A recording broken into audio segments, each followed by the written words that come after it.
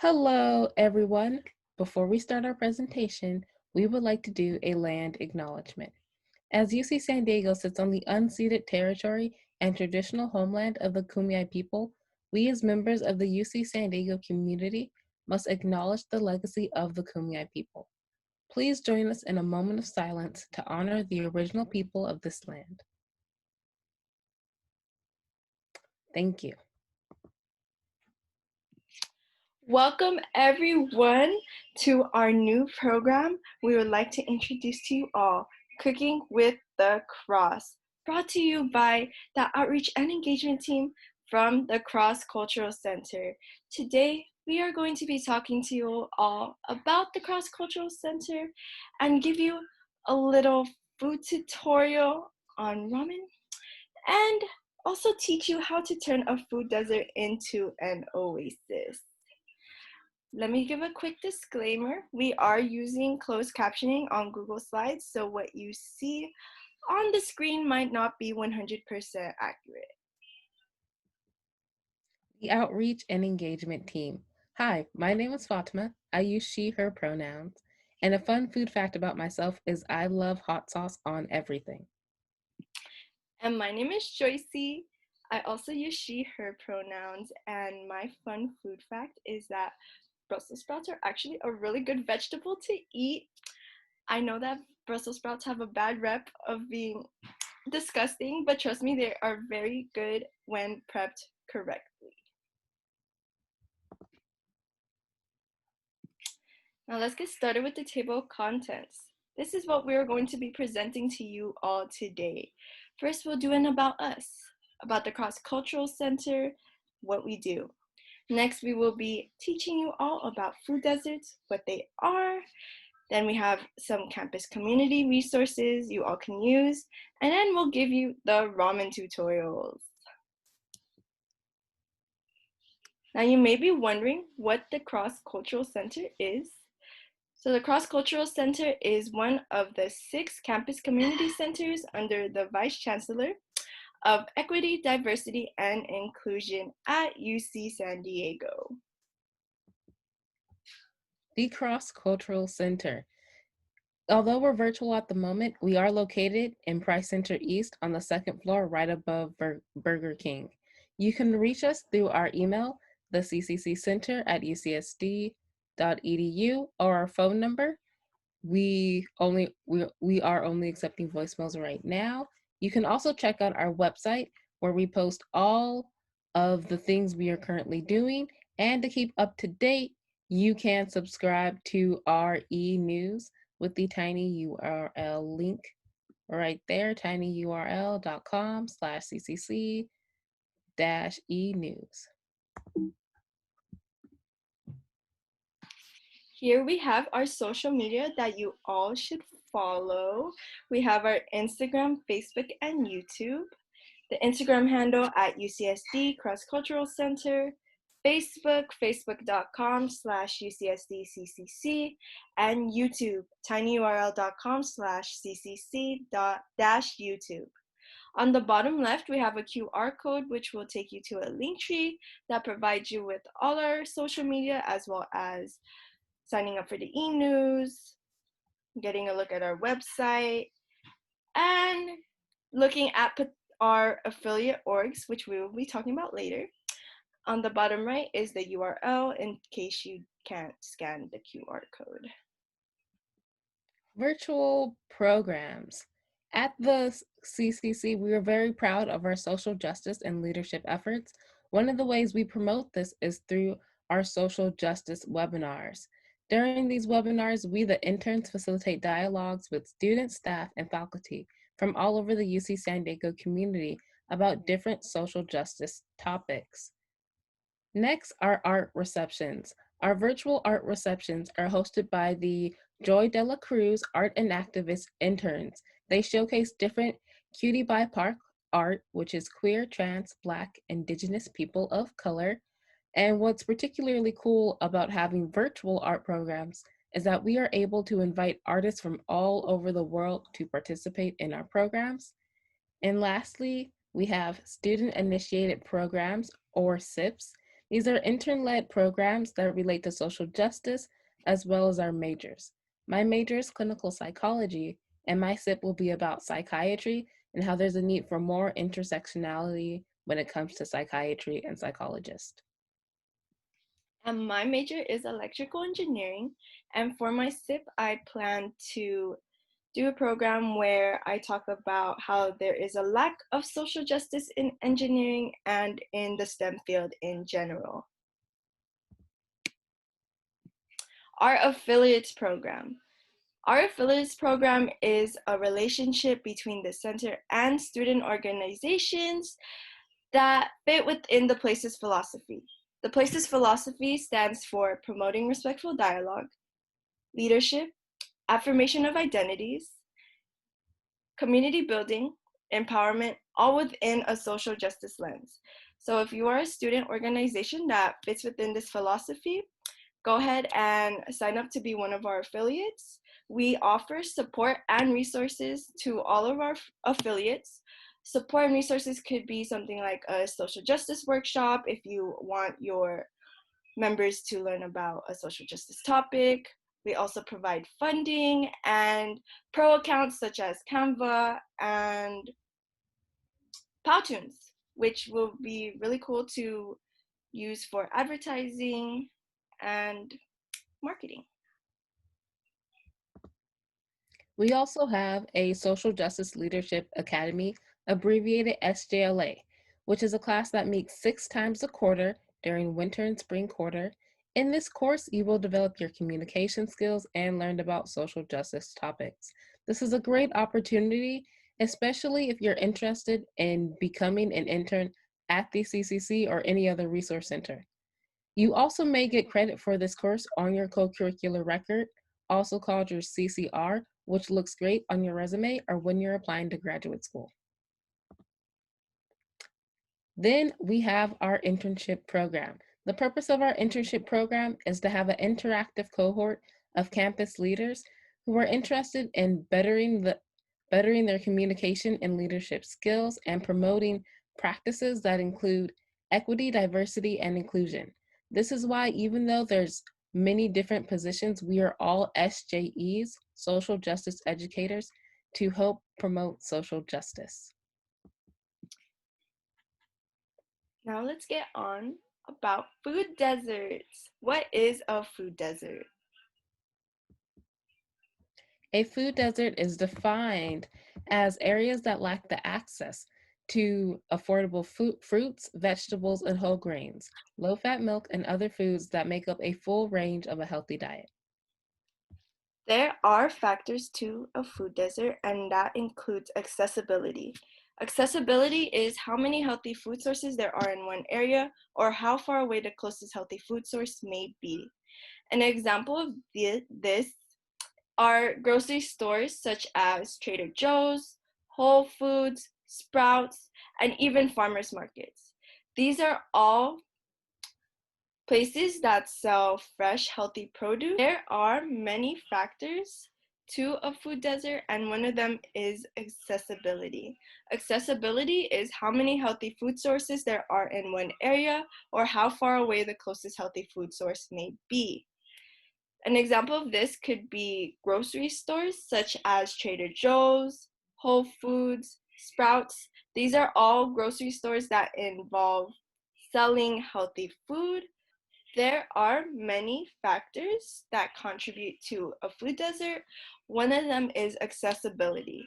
Accessibility is how many healthy food sources there are in one area or how far away the closest healthy food source may be. An example of this could be grocery stores such as Trader Joe's, Whole Foods, Sprouts, and even farmers markets. These are all places that contain healthy food but are never located in low-income areas. They are mainly located in the wealthy, rich, white neighborhoods. Another factor are individual barriers. Individual barriers is a person's own unique restrictions that may prevent them from accessing healthy foods, such as not enough time in their schedule or lack of necessary funds to purchase food. Many people in food deserts have to work all day to provide for themselves. And because of this, they don't have enough time to make and cook a healthy, nutritious meal. Their alternatives is to buy cheap packaged and canned foods, which lack nutritional value.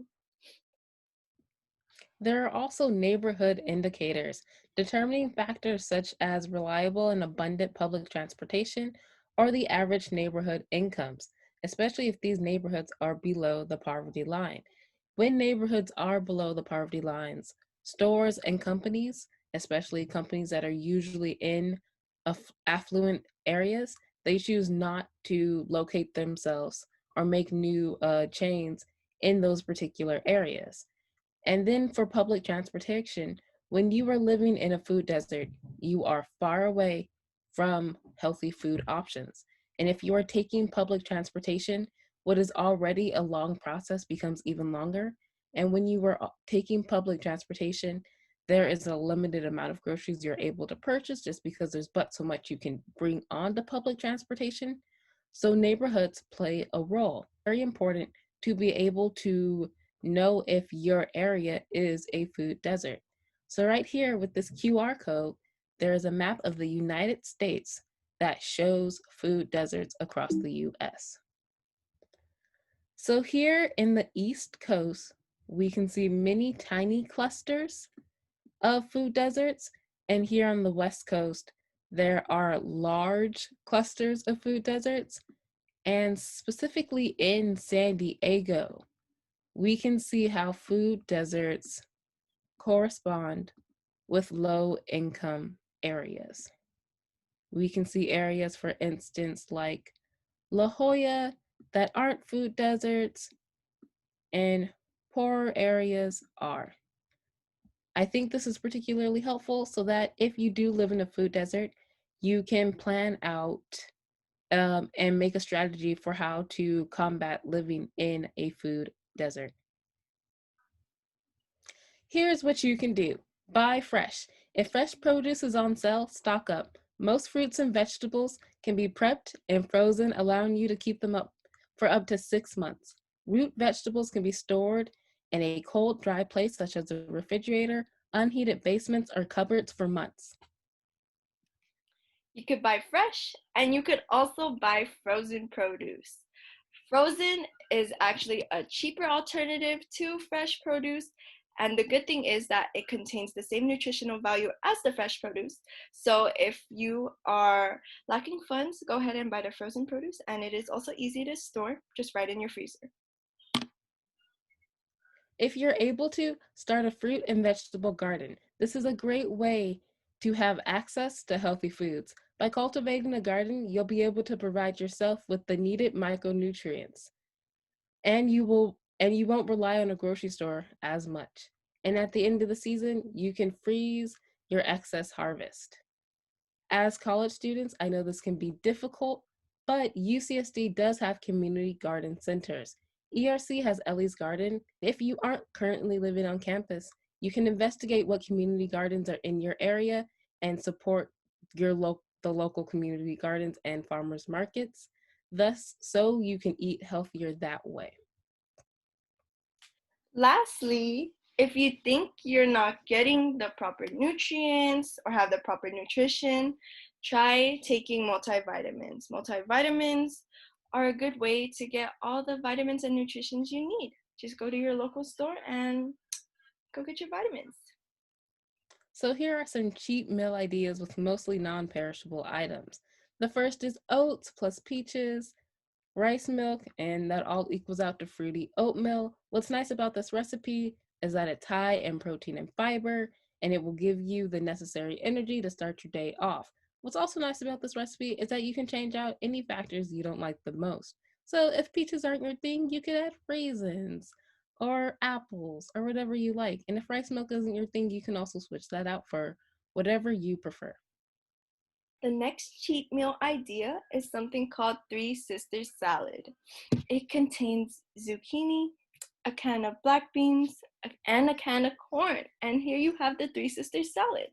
And the good thing about this recipe, again, is that you don't need to use these ingredients. You can replace black beans with a can of green beans. And it'll still be good. It's just a three sister salad because there's 3 ingredients. Next, black bean soup. Diced tomatoes, black beans, and vegetable broth. And like with the other recipes, you can switch out these ingredients or add more ingredients so that it is more catered towards you. And what's nice about all of these recipes is that they're quick, they're healthy, and efficient, and relatively cheap. Cal Fresh. Cal Fresh is California Supplemental Nutrition Assistance Program. They provide up to $204 a month in grocery benefits. For more information, you can go to thebasicneeds.ucsd.edu or contact the Cal Fresh Outreach Assistance at calfresh@ucsd.edu. And right below that is the QR code taking you to the Cal Fresh website. I had CalFresh last year when I was living on campus, and I found it extremely useful. You are able to go to all grocery stores. You're also able to use your CalFresh benefits on campus at stores like Sunshine Market. You're also able to use your CalFresh benefits with some delivery services. So I know for sure Amazon Fresh, you're able to use that. Amazon Fresh will deliver your fresh groceries right to your dorm or to your apartment. And I found that highly convenient. If you go to this website that they provided for you, basicneeds.ucsd.edu, you will learn about the Hub. The Hub is the Basic Needs Center at UCSD. It provides you with basic needs resources such as access to nutritious food, stable housing, and financial wellness. You could also find out about the Triton Food Pantry, which is a little grocery at UCSD where you could get free groceries. Emphasis on the free. All you have to do is go to the store. Well, pre-COVID, this is what you had to do. I went to the store and you get 10 points per week. And you just go there and pick out your groceries, and certain things have certain points. And fresh produce is free. So go ahead and check it out. Now that we talked about food deserts, let's get to the ramen. Ramen is an essential food in food deserts as it is relatively cheap. It is one of those cheap foods that everyone eats. The prices range from 10 cents to 30 cents, depending on the brand. Don't think of ramen as just that basic college broke student meal. It is a food that everyone enjoys. And so we decided to do a little healthy twist to it with our food tutorials. Starting with my ramen. My ramen starts with the instant Maruchan ramen, the cup one, chicken flavored, and I've added to it spinach, green onions, carrots, garlic, broccolini, and parsley.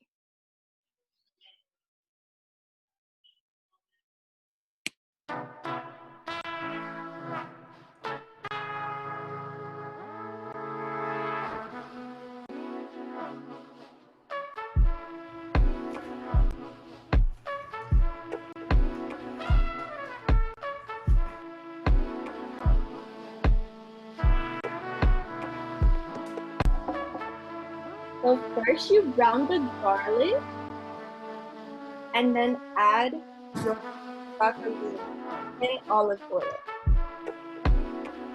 And then I've added the spinach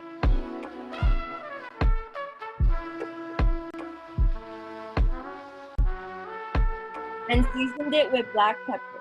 Do not season it with salt because ramen contains a lot of sodium.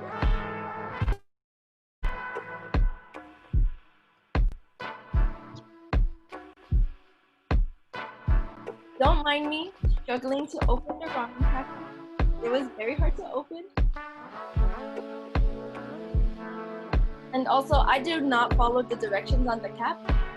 I squeeze it out of the cup and microwave it in the bowl.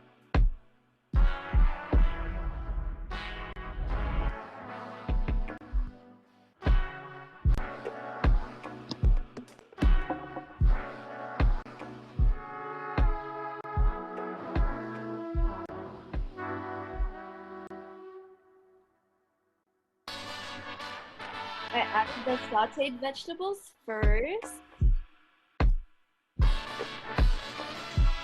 then the carrots for that crunch factor, and for the vibrant orange color,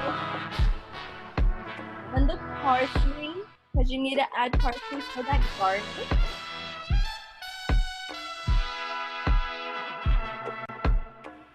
and green onions. I love green onions. I will put it on anything. And here's the finished product.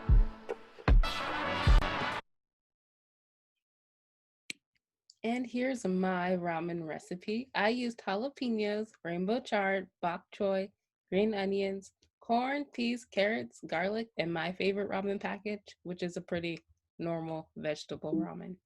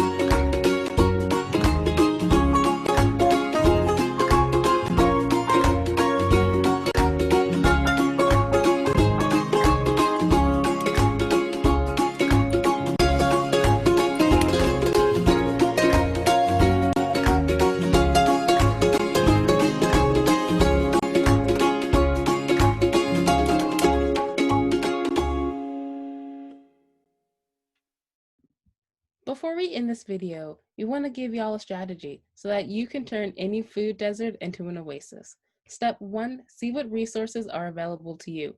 Check to see if you're eligible for CalFresh. Investigate what community gardens are in your area, and if you live in a food desert, see what community services are available to also help fix that. Step 2, meal plan and budget.